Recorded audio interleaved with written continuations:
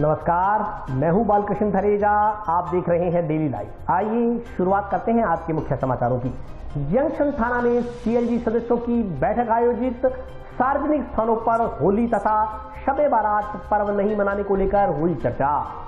गांव धोलीपाल में विधायक चौधरी विनोद कुमार ने किया विभिन्न विकास कार्यों का लोकार्पण। टाउन स्थित शिला माता मंदिर को लेकर प्रशासन की मध्यस्थता में हुई दोनों पक्षों की बैठक। पूजा पद्धति की चली आ रही पुरानी परंपरा को कायम रखने पर बनी सहमति। पशुपालन विभाग के आधुनिकीकरण को लेकर ऐप तैयार। जिला कलेक्टर ने शनिवार को अपने चैम्बर में की ऐप की लॉन्चिंग। टाउन स्थित रघुनाथ मंदिर में भजन संध्या आयोजित। श्रद्धालुओं ने राधा कृष्ण की सजीव झांकियां बना खेली फूलों की होली। और अब समाचार विस्तार से। विधायक चौधरी विनोद कुमार द्वारा गांव धोलीपाल में विभिन्न विकास कार्यों का लोकार्पण किया गया।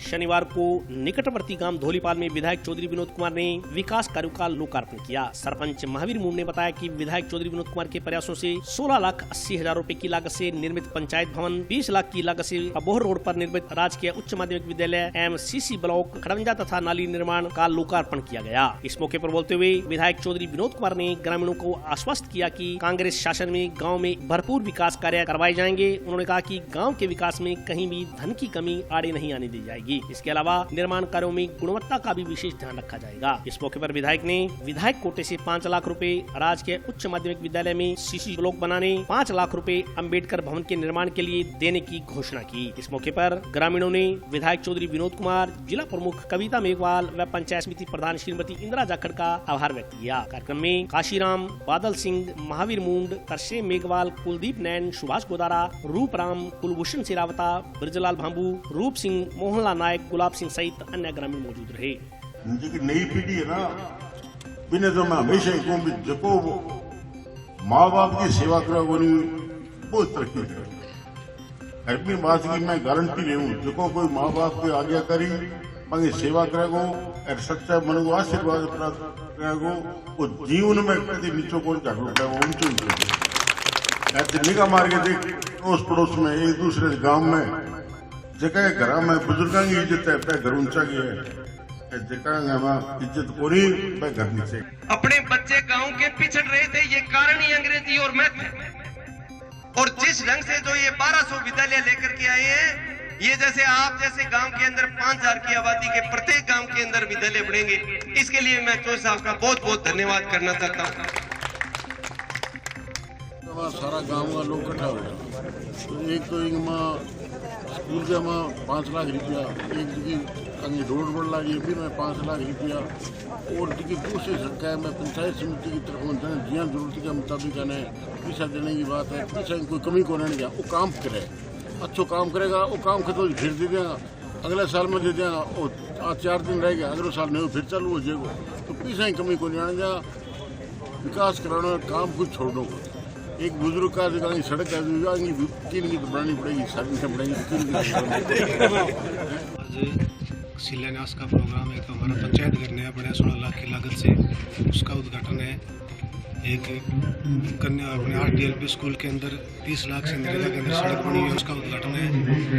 एक मेन जो वार्ड है गांव का, उसके अंदर ये लगभग 20 लाख का काम है। 3 वार्ड ये वार्ड बने हुए, उसका 3 सैंक्शन अलग अलग है, तो ये लगभग 20 लाख का काम ये है। एक सीनियर स्कूल के पास में 20 लाख से सड़क बनी है, उसका शिलान्यास है। इसमें चौधरी विनोद कुमार जी, हमारे माननीय विधायक साहब, जिला प्रमुख जी कविता जी मेघवाल और धारे हुए हैं, जिनके लिए कोई स्वागत का प्रोग्राम रखा हुआ है। अभी उन्होंने उद्घाटन किया है।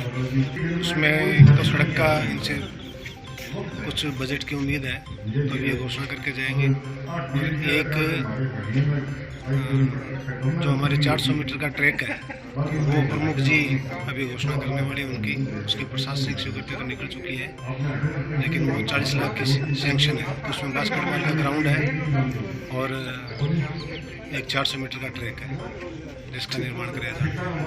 टाउन स्थित शिला माता मंदिर को लेकर शनिवार को प्रशासनिक अधिकारियों की मध्यस्थता में दोनों पक्षों के बीच यथास्थिति बनाए रखने पर सहमति बनी।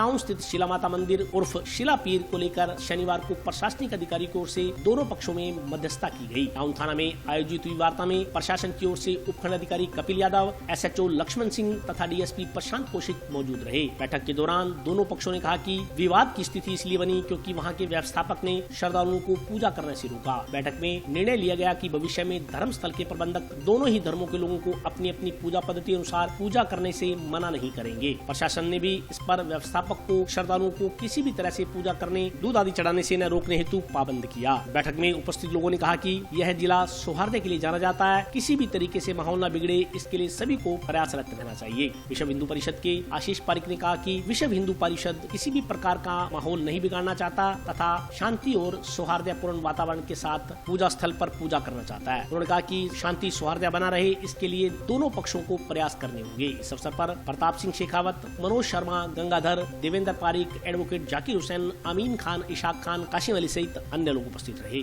शिला पीर, शिला माता मंदिर जो अस्तित्व में काफी ऐतिहासिक स्थल है और सौहार्द का एक प्रतीक हनुमानगढ़ में, उसको लेकर कुछ लोगों या कुछ गलतफहमियों के कारण एक विवाद पैदा हो गया था, जिसके लिए आज हनुमानगढ़ में CO साहब की अध्यक्षता में और SDM साहब की अध्यक्षता में एक बैठक हुई, जिसमें दोनों पक्षों के द्वारा यह कहा गया और ये मत निकल के आया कि जैसी शिला पीर, शिला माता की पूर्व वर्षों में जो पूजा अर्चना, जियारत, स्वरूप जैसा है वैसा रहेगा, उसमें कोई अल्ट्रेशन नहीं किया जाएगा, कोई उसमें बदलाव नहीं किया जाएगा। और जो उनके सेवादार हैं उनको इसलिए पाबंद किया गया कि आप अपनी तरफ से किसी प्रकार का कोई अल्ट्रेशन नहीं करेंगे, कोई बदलाव नहीं करेंगे। और जो श्रद्धालु वहाँ आते हैं उन्होंने जिस प्रकार से वहाँ दूध, नमक या झाड़ू जैसा उसमें प्रोविजन रहा है, उस प्रोविजन से ही वहाँ पे जियारत या दर्शन किए जाएंगे। किसी प्रकार की अगर कोई 2-3 दिनों में कोई घटनाएं होगी हैं तो उन घटनाओं को वापस रिकॉल कर दिया जाएगा। हम सभी समाज, सभी वर्ग और सभी धर्मों के लोग इकट्ठे बैठ के इस बात की आज इतिश्री कर दी कि आइंदा हनुमानगढ़ जैसा है उसी स्वरूप में जिसकी पहचान है वही पहचान कायम रहेगी। मंदिर को लेकर के पिछले दिनों जो विवाद कराया गया था पूरे समाज में, जिसको लेकर के आक्रोश था कि चादर चढ़ा दी गई और दूध नमक चढ़ाने से मना किया गया था, इसका लेकर के जो आक्रोश था उसको दूर करने के लिए आज यहाँ पर थाने में दोनों वर्गों के, दोनों समुदायों के लोग बैठे और बड़े ही सौहार्दपूर्ण माहौल में, बड़ी हंसी खुशी के माहौल में वार्ता हुई। और वार्ता से ये निकल कर के आया कि जो पुजारी हैं मंदिर के, उनको भी इस बात के लिए पाबंद किया गया कि वो भविष्य में जो पूर्ववर्ती जो चढ़ावा आ रहा है, दूध, नमक, झाड़ू, जो पतासे का प्रसाद, इसको चढ़ाने से वो जो दीपक, इसको चढ़ाने से वो नहीं रोकेंगे। और वहाँ पर पूर्व में जो व्यवस्था थी, जो नई व्यवस्था कोई भी लागू नहीं होगी। पूर्व की जो व्यवस्थाएं थी वो पूर्ववर्ती व्यवस्थाएं बहाल रहेंगी। और हनुमानगढ़ में ये जो शिला माता, शिला पीर, इसका ये जो मंदिर है, जो कि एक सांप्रदायिक सौहार्द का एक प्रतीक है, सभी लोग ये चाहते हैं कि ये कालांतर तक, जो कि 18वीं शताब्दी से एक ये सौहार्दपूर्ण माहौल में चला आ रहा है, कालांतर तक ये इसी प्रकार से चले और पूरे विश्व में एक ऐसा माहौल बने कि एक ही स्थल को दोनों वर्ग मान रहे हैं, अपनी अपनी आस्था के अनुसार मान रहे हैं। और ये नहीं लगना चाहिए कि किसी भी एक वर्ग की भावनाओं को आहत किया जाए। भाई साहब ने और सबने ये बताया ही है, बिल्कुल इसी तरीके से बैठक हुई है। इसका संचालन बहुत बढ़िया तरीके से सबने अपने अपने विचार रखे हैं। तो सबसे बड़ी जो बात निकल के आई कि छोटी सी बात की वजह से इतना सारा ये मामला जो है ये बिगड़ा था। तो अभी यही निर्णय हुआ है, जैसा अभी प्रताप जी भाई साहब भी बता रहे थे, जाकिर जी भी बता रहे थे कि पूर्व में जो जैसा चल रहा था उसी हिसाब से ये चलता रहेगा। किसी भी तरह की किसी के लिए भी, ना वो हिंदुओं के लिए, ना वो मुस्लिमों के लिए, ना कोई भी सिख ईसाई कोई भी आए, उसके लिए किसी भी तरह की कोई रोक नहीं है। जो जैसा हिसाब से अपना चढ़ावा चढ़ाना चाहता है वैसा कर सकता है, जैसी उसकी मान्यता है उस हिसाब से कर सकता है। पहले भी जैसे दूध, नमक, झाड़ू, और ये कोई लाल रंग की चढ़ाना चाहता है माता की चुनरी, वो लाल रंग की चढ़ाए, कोई हरे रंग की चढ़ाना चाहता है वो हरे रंग की चढ़ाए, और इसी तरीके से कोई दीपक चढ़ाना चाहता है दीपक करे, आरती करे, उसके लिए किसी को कोई मनाही नहीं है। लेकिन यही है कि आपस में सामंजस्य पूर्वक सौहार्दपूर्ण सारा वातावरण रहे। सभी का ये मत था कि हनुमानगढ़ जो है अपना सभी तरीके से सर्वधर्म सद्भाव वाला मामला रहा है, तो ऐसा ही सभी में रहे। तो ये हनुमानगढ़ के लिए भी अच्छा है और पूरे अपने राजस्थान प्रदेश के लिए भी अच्छा है, क्योंकि एक जगह कहीं समस्या होगी तो सभी जगह उसका वातावरण का प्रभाव पड़ेगा ना। एक वो है कि ठीक है सोशल मीडिया पे हुआ है, लेकिन अपने क्या है अपनी तरफ से एक उस पर डालेंगे सोशल मीडिया पे, उसको शेयर करवाएंगे भी। इस तरीके से समाज के सभी बंधुओं ने बैठ करके आपस में निर्णय लिया। और जहां तक मेरा मानना है, एक बार अपने जब करेंगे ना तो उसको समाज भी उसी तरीके से प्रोत्साहित करेगा। ऐसी बात नहीं है कि अपने कोई चीज कहें और समाज उसको क्या है मानेगा नहीं। समाज मानेगा, समाज की अपने लोगों में आस्था है, अपनी समाज में आस्था है। इस वजह से बीच में ऐसा कुछ माहौल नहीं बनेगा, बढ़िया तरीके से सबको समझा दिया जाएगा, कोई इस तरह की समस्या नहीं आएगी।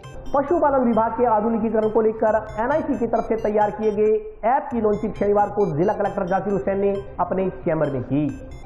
पशुपालन विभाग के आधुनिकीकरण को लेकर एनआईसी की तरफ से तैयार किए गए ऐप की लॉन्च शनिवार को जिला कलेक्टर जाकिर हुसैन ने अपने चैम्बर में की। इस मौके पर अतिरिक्त जिला कलेक्टर अशोक असीजा, एनआईसी विभाग के जिला सूचना अधिकारी शैलेंद्र कुमार धनवारिया व पशुपालन विभाग के संयुक्त निदेशक डॉक्टर हरीश गुप्ता भी मौजूद रहे। एनआईसी विभाग के जिला सूचना अधिकारी शैलेंद्र कुमार धनवारिया ने बताया कि एनआईसी की तरफ से चैलेंज था कि सभी जिलों को एक ऐप तैयार करनी है। उसी के तहत हनुमानगढ़ एनआईसी ने पशुपालन विभाग के आधुनिकीकरण को लेकर लाइव स्टॉक सीमन बैंक के नाम से ऐप तैयार की है। इसके तहत पशुपालन विभाग की तरफ से जितना भी सीमन राज्य से आता है उसे स्टोर किया जाएगा। इसके बाद सीमन का डिस्ट्रिक्ट व इंस्टीट्यूट से फीडिंग सेंटर तक का वितरण होता है। इंस्टीट्यूट स्तर पर उसका संयोजन होता है, स्टॉक मेंटेन किया जाता है। उन्होंने बताया कि ऐप में 2 प्रकार के फीडिंग का प्रावधान दिया गया है, उसमें निःशुल्क और भुगतान भी दिखा सकते हैं। इस ऐप का फायदा यह होगा कि जितना भुगतान होगा उससे संबंधित जानकारी रहेगी। ऐप के जरिए बैलेंस भी जांचा जा सकता है। वहीं पशुपालन विभाग के संयुक्त निदेशक डॉक्टर हरीश गुप्ता ने बताया कि सीमन बैंक से सेंटर तक सप्लाई होने वाले सीमन के लिए ऐप बनाया गया।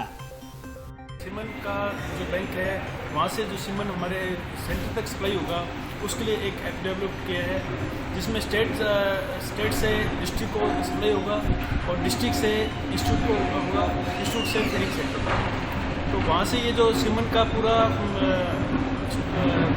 इसका हिसाब रखेंगे। ये सीमन जहाँ से मर्जी कोई स्टेट वाला देख सकता है, डिस्ट्रिक्ट वाला इसको देख सकता है इस ऐप से, और इंस्टीट्यूट वाला देख सकता है कि मेरे पास कितना बैलेंस है, उसका बैलेंस वगैरह सब इसमें इस ऐप से हमें पता लगता रहेगा। और कौन सी बुल आईडी का है और क्या इसका रिजल्ट है, तो इनसे अपने को सब ये ज्ञान मिलेगा, इनका अपने नॉलेज मिलेगा। आज सर इसके लिए अपने ये लॉन्च किया अपने ये ऐप, तो इस लॉन्च के लिए शैलेंद्र जी ने हमारे को ये अच्छा डेवलप करवाया है। लाइक साहब ने अभी इसका लॉन्च किया है। अभी हमारे एनआईसी की तरफ से एक चैलेंज आया था जिसमें सभी डिस्ट्रिक्ट को एक ऐप तैयार करनी थी। तो उसी रिस्पेक्ट में हनुमानगढ़ एनआईसी ने एक एनिमल हस्बेंड्री डिपार्टमेंट के लिए ये ऐप तैयार की है। इसमें basically live stock semen bank के नाम से ऐप तैयार की है, जिसके अंदर इनके पास जितना भी सीमन आता है स्टेट से वो हम उसमें स्टोर करते हैं और आगे उसका डिस्ट्रीब्यूशन होता है डिस्ट्रिक्ट से फीडिंग सेंटर से इंस्टीट्यूट लेवल तक, और इंस्टीट्यूट लेवल पर फिर उसका कंजप्शन होता है जिसका अपन पूरा स्टॉक मेंटेन करते हैं। और उसके अंदर 2 प्रकार की फीडिंग का अपन ने प्रोविज़न उसमें दिया है, जिसमें आप फ्री भी दिखा सकते हैं और पेएबल जिनकी है उनकी भी दिखा सकते हैं। इससे बस बेनिफिट अपन को ये होगा कि जितनी पेएबल है तो अपना जो पैसे रिलेटेड या जितना भी अपना स्टॉक रहेगा मनी रिलेटेड वो अपन उसमें बैलेंस के तौर पे अपन चेक कर सकते हैं कि कितना किया जा रहा है। इसी का ही आज इनोग्रेशन टाइप से था जो कलेक्टर साहब के थ्रू अपन ने करवाया है। शनिवार को जंक्शन पुलिस थाना में सीएलजी सदस्यों की एक बैठक का आयोजन किया गया। बैठक में थाना प्रभारी नरेश गैरा ने होली एवं शबे बारात पर्व के अवसर पर 28 व 29 मार्च को सार्वजनिक स्थानों पर किसी प्रकार के आयोजन नहीं करने को लेकर चर्चा की। आगामी त्योहारों के मद्देनजर शनिवार को जंक्शन थाने में सीएलजी सदस्यों व गणमान्य नागरिकों की बैठक का आयोजन किया गया। बैठक में थाना प्रभारी नरेश गैरा ने सीएलजी सदस्यों के साथ होली एवं शबे बारात पर्व के अवसर पर 28 व 29 मार्च को सार्वजनिक स्थानों, पार्कों, बाजारों, धार्मिक स्थलों आदि पर किसी प्रकार के आयोजन नहीं करने को लेकर चर्चा की। साथ ही कोरोना महामारी के दृष्टिगत सावधानी बरतते हुए व कोरोना गाइडलाइंस की पालना करते हुए त्योहार न मनाने तथा औरों को भी जागरूक करने की बात कही। साथ ही कोरोना के दोबारा बढ़ते प्रकोप के मद्देनजर मास्क लगाने, सोशल सोशल डिस्टेंसिंग की पालना करने एवं त्योहारों के दौरान इसका प्रचार प्रसार कर बचाव के लिए मुनासिब हिदायतें दी गई। उन्होंने कहा कि लोग घरों में ही रहकर होली का त्योहार मनाएं। अगर कहीं सामूहिक रूप से त्योहार मनाया जाता है तो वहाँ गाइडलाइन के अनुसार 50 से अधिक व्यक्ति इकट्ठे न हो। अगर कोई समझाइश के बाद भी नहीं मानता है तो संबंधित के खिलाफ आपदा प्रबंधन के नियमों के तहत कार्रवाई की जाएगी। साथ ही थाना प्रभारी ने शहर में होने वाले अपराधों पर कहा कि पुलिस कार्रवाई कर रही है, लेकिन फिर भी आमजन को इसके प्रति जागरूक व सचेत रहना होगा। उन्होंने कहा कि संदिग्ध व्यक्ति की सूचना तुरंत पुलिस को दें। सभी खुद को पुलिस का ही हिस्सा समझकर कार्य करें, तभी इन अपराधों पर पूर्ण रूप से अंकुश लग पाएगा। थाना प्रभारी ने पिछले दिनों ऑपरेशन प्रहार के तहत की गई कार्रवाइयों के अलावा गोलूवाला में ब्यूटी पार्लर संचालिका हत्याकांड व टाउन में मनपुरम गोल्ड लोन शाखा में हुई डकैती का तत्परता से खुलासा करने की जानकारी दी। सीएलजी सदस्यों ने इन वारदातों का शीघ्र खुलासा करने पर पुलिस की सराहना करते हुए कहा कि इससे आम जन में पुलिस के प्रति विश्वास बढ़ा है। बैठक में ASI Shailesh Kumar, ASI Dilip Kumar, Naurang Lal, Pradeep Singh, CLG सदस्य नवीन मिड्डा, वली मोहम्मद, काले खान, पदम जैन, गौतम कुमार, बलराज सिंह, लखवीर सिंह, सतपाल, तरशेम कुमार, अब्दुल हाफिज, डॉक्टर देवीलाल, बलजीत सिंह सहित अन्य सदस्य मौजूद रहे। आगामी आने वाले त्योहारों के मद्देनजर आज थाना परिसर हनुमानगढ़ जंक्शन में शांति समिति और मौजूद व्यक्तियों की मीटिंग रखी गई, जिसमें कोरोना गाइडलाइन की पालना करते हुए त्यौहार मनाने हेतु अपील की गई और कोरोना के बढ़ते हुए प्रकोप के मद्देनज़र मास्क लगाने, सोशल डिस्टेंसिंग की पालना करने और त्योहारों के दौरान इसका प्रचार प्रसार करके बचाव हेतु मुनासिब हिदायत भी की गई है ताकि कोरोना महामारी से बचा जा सके। और इसके साथ ही थाना क्षेत्र में चोरी, लूट, डकैती और इस तरह की घटनाओं से बचने के लिए पूर्ण सावधानी रखने, संदिग्ध व्यक्तियों की सूचना तुरंत पुलिस को देने हेतु हिदायत की गई है। और इसके साथ साथ पुलिस द्वारा जो पिछले कुछ दिनों से जो कार्रवाइयाँ की गई, ऑपरेशन प्रहार, ऑपरेशन संजीवनी या गोलूवाला मामला, टाउन में जो लूट का मामला है उससे रिलेटेड अवगत करवाया गया, जिसकी आम लोगों द्वारा जो तारीफ की गई और इसी के साथ जो मीटिंग, इस तरह के जो सुझाव दिए गए हैं। हालांकि पहले से इन चीज़ों पे जो मनन किया गया चुका है, श्रीमान एसपी साहब के लेवल पर जो इस तरह की दुकानें उनको चिन्हित किया गया, उन पर निगरानी रखी जा रही है और उन पर कार्रवाई की जाएगी। और अभी वक्त ब्रेक का, हाजिर होता हूँ छोटे से ब्रेक के बाद।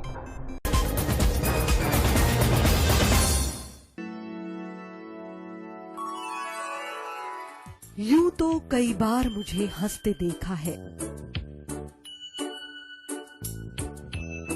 पर ये हंसी कुछ और है। ये गहना मुझ पर जचता है, पर ये महज एक गहना नहीं, ये रूपरेखा है मेरे मन की, हंसती खिलखिलाती लहरों की, जो आतुर थी अब तक मुझ पर सजने को। इसलिए ये गहना ही मेरा सच्चा श्रृंगार है, श्रृंगार है, श्रृंगार है।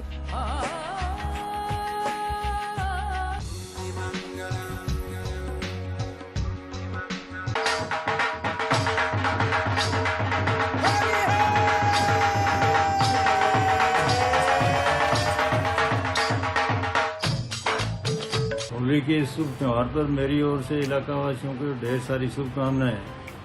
मैं इस मौके पर इतना निवेदन और करना चाहूँगा कि चूँकि कोरोना का सेकंड वेव दोबारा आ गया है, इसलिए कृपया त्यौहार को मनाते वक्त और वैसे भी मास्क पहने और पूरा एहतियात बरतें। प्रिय शहरवासियों, होली का त्यौहार बहुत जल्दी आने वाला है और होली के त्यौहार के साथ साथ ही ये कोरोना का वायरस है वो फिर से अपना सिर उठा लिया है। इससे होली के त्यौहार के आने वाले त्यौहार में रंग में भंग पड़ता नजर आ रहा है और मैं भगवान से प्रार्थना करूंगा कि इस वायरस के साथ साथ होली का त्यौहार भी हमारे को बड़ी उमंग और खुशियों से मनाने का मौका मिले। और सब शहरवासियों को मैं अपनी तरफ से होली की बहुत बहुत शुभकामनाएं देता हूँ और जब तक उसके तरंगों से बच के रहे। धन्यवाद।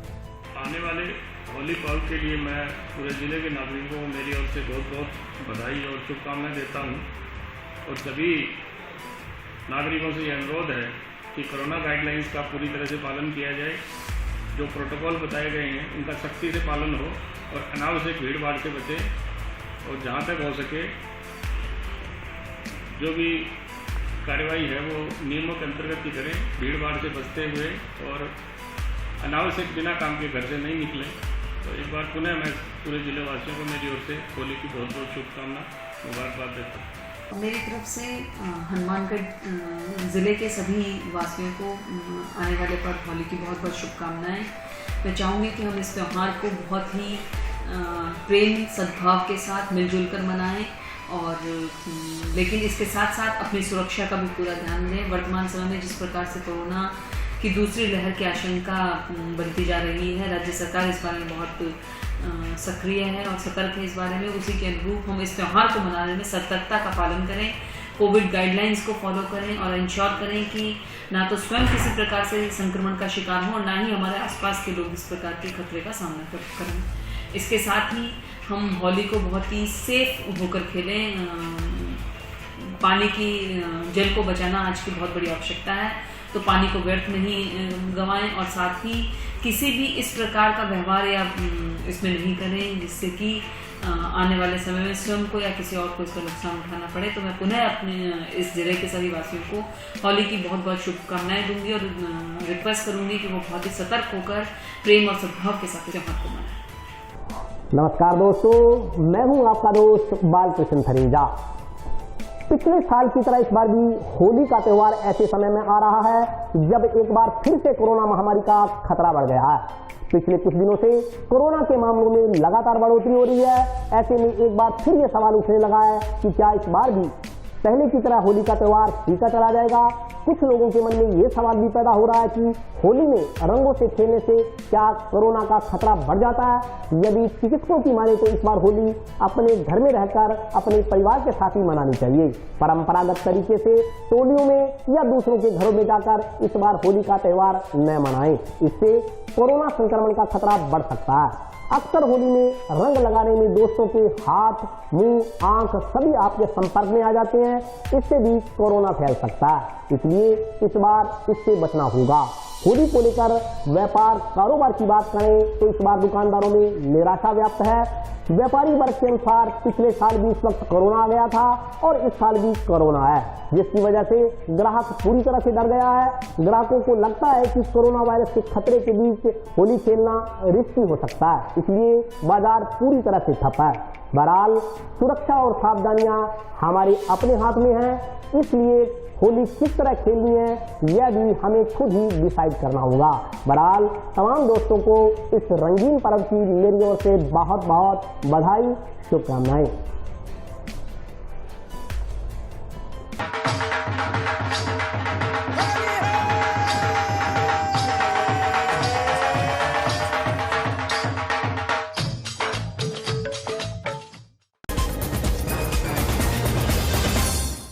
ब्रेक के बाद स्वागत है। आइए नजर डालते हैं अगले समाचारों पर। वैक्सीनेशन को लेकर जनप्रतिनिधियों द्वारा प्रचार प्रसार का दौर जारी है।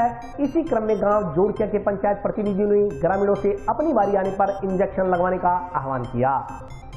गांव जोड़किया में स्वास्थ्य विभाग द्वारा 60 वर्ष से अधिक उम्र के 325 से अधिक लोगों को वैक्सीन लगाई गई। सरपंच प्रियंका राजावत सहित ग्राम पंचायत के विभिन्न सदस्यों द्वारा घर घर जाकर लोगों को वैक्सीन लगवाने के लिए जागरूक किया गया। इस मौके पर सरपंच ने लोगों में वैक्सीन के प्रति फैली भ्रांतियों को दूर करते हुए टीकाकरण करवाने का आह्वान किया। उन्होंने कहा कि लोगों में वैक्सीन को लेकर भ्रांतियां फैली हुई हैं, जिसे प्रचार प्रसार कर दूर किया जा रहा है। उन्होंने ग्रामीणों से आह्वान किया कि कोरोना की बीमारी टली नहीं है, इसलिए प्रत्येक व्यक्ति को हाथों को सैनिटाइज करना चाहिए, मुंह पर मास्क लगाना चाहिए तथा 2 गज की दूरी बनाए रखनी चाहिए। इस मौके पर गुरप्रीत सिंह गिल, धन सिंह, बहादुर राम, गुरदयाल गोदारा, सुखराम कैंत, अंग्रेज सिंह सहित अन्य ग्रामीण उपस्थित रहे। जोड़किया में कोविड का इंजेक्शन लग रही है और सरपंच साहब की सहयोग से बहुत लोग लगाने आ रही है और सबको हम टारगेट पूरा करने की कोशिश कर रही है। सबको बीमारी से मुक्त कराने की हमारा लक्ष्य है। गाँवों में तो आज शुरू हुआ है, गाँवों में तो हो चुका है पहले से, शहरों में तो हो रही है, अभी भी हो रही है। आज जोड़किया ग्राम पंचायत में कोरोना की वैक्सीन लगाई जा रही है।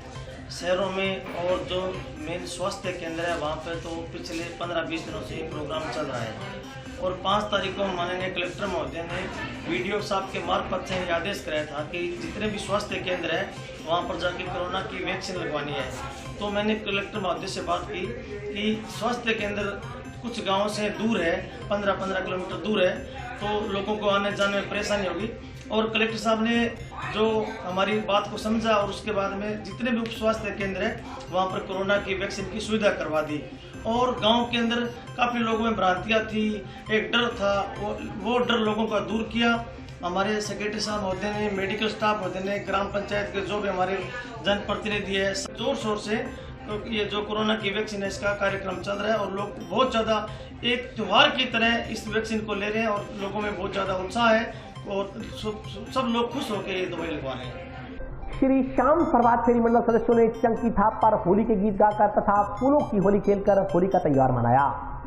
श्री राम प्रभात फेरी मंडल की ओर से हर वर्ष की भांति इस वर्ष भी 11वां फाग महोत्सव मनाया जा रहा है। फाग महोत्सव के छठे दिन प्रातः 5:30 बजे से ही श्री राम प्रभात फेरी मंडल सदस्य महिला पुरुषों ने चंकी थाप और शाम भजनों की गूंज से पूरी हाउसिंग बोर्ड कॉलोनी को गुंजायमान कर दिया। होली के रसिया चंकी थाप पर झूम उठे। फागुन के रंग से भरे फाग से माहौल होली में हो गया। चंकी थाप पर होली के गीत गाए गए। होली के गीतों पर श्रद्धालु झूमने को मजबूर हो गए। इस दौरान फूलों की होली खेली गई। श्री राम प्रभात फेरी मंडल सदस्यों ने बताया कि मंडल की ओर से हर वर्ष संस्कृति को बचाने के उद्देश्य को लेकर व आपसी भाईचारा बनाए रखने के लिए फाग महोत्सव का आयोजन किया जाता है। इसी क्रम में इस बार भी यह आयोजन किया गया है।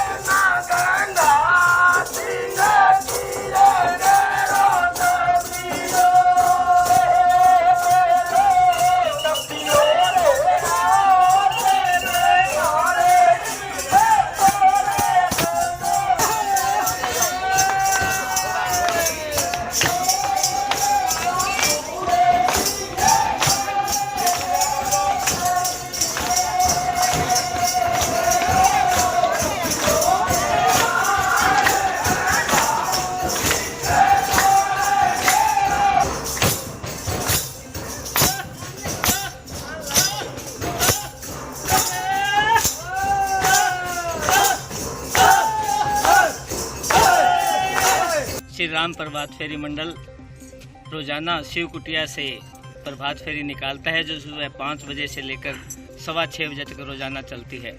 ये हमारा 11वां फाग महोत्सव है और हर साल इसी तरह बड़ी धूमधाम से सभी भक्तों के साथ 7 दिवसीय फाग महोत्सव हर साल मनाया जाता है। इसमें ज़्यादा से ज़्यादा हाउसिंग बोर्ड व अन्य दूर दराज से भी लोग आते हैं और फाग महोत्सव में श्याम प्रभु का आनंद के साथ फाग महोत्सव मनाते हैं।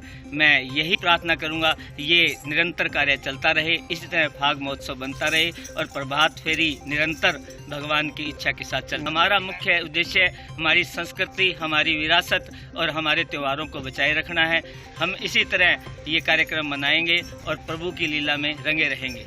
2011 से निरंतर श्री राम प्रभात फेरी आपके समक्ष फाग महोत्सव मनाने जा रही है। 2021 का ये फाग महोत्सव बड़े हर्ष और उल्लास के साथ आज हमारा 6ठा दिवस है। 6ठे दिवस की जो छटाएं हैं वो देखने काबिल है। इन भक्तों का रोष देखने काबिल है। वृंदावन का एहसास यहाँ हमारे हनुमानगढ़ जंक्शन में श्री राम प्रभात फेरी मंडल हाउसिंग बोर्ड द्वारा प्रस्तुत किया जाता है। ये हमारी श्री राम प्रभात फेरी वैसे तो 12 महीने ही चलती है, लेकिन होली के प्रोग्राम में ये 8 दिन बड़ी उत्सव से चलती है और हम इसमें सब बहुत आनंद लेते हैं और हमारी जो संस्कृति है उसको हम जिंदा रखते हैं। रघुनाथ मंदिर भजन महिला मंडल की ओर से टाउन स्थित रघुनाथ मंदिर में फागोत्सव व भजन संध्या का आयोजन किया गया। भजन संध्या में महिलाओं ने राधा कृष्ण की सजीव झांकी के साथ फूलों की होली खेली। श्री रघुनाथ मंदिर भजन महिला मंडल की ओर से पहली बार फागोत्सव व भजन संध्या का आयोजन टाउन स्थित रघुनाथ मंदिर में किया गया। भजन संध्या में महिलाओं ने राधा कृष्ण की सजीव झांकी के साथ फूलों की होली खेली। भजन संध्या में महिलाओं ने भजनों का गुणगान कर माहौल को भक्तिमय कर दिया। पंडित गणेश कुमार ने बताया कि महिला भजन मंडल की ओर से प्रथम बार फागोत्सव का आयोजन किया गया है। फागोत्सव आयोजित करने का मुख्य उद्देश्य अपनी संस्कृति से युवा पीढ़ी को अवगत करवाना है। इस मौके पर श्री रघुनाथ मंदिर सेवा समिति प्रधान रमेश छाबड़ा, सचिव रोशनलाल प्रभाकर सहित अन्य पदाधिकारी मौजूद रहे।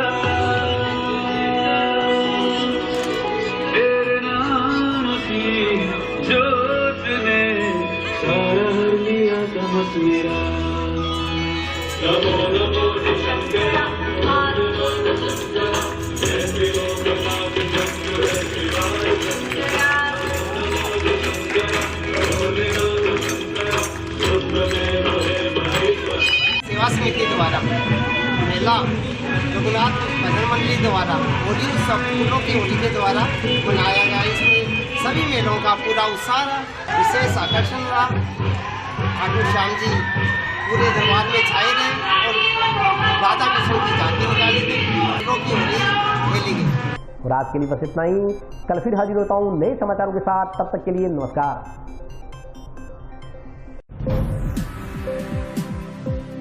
Thank you.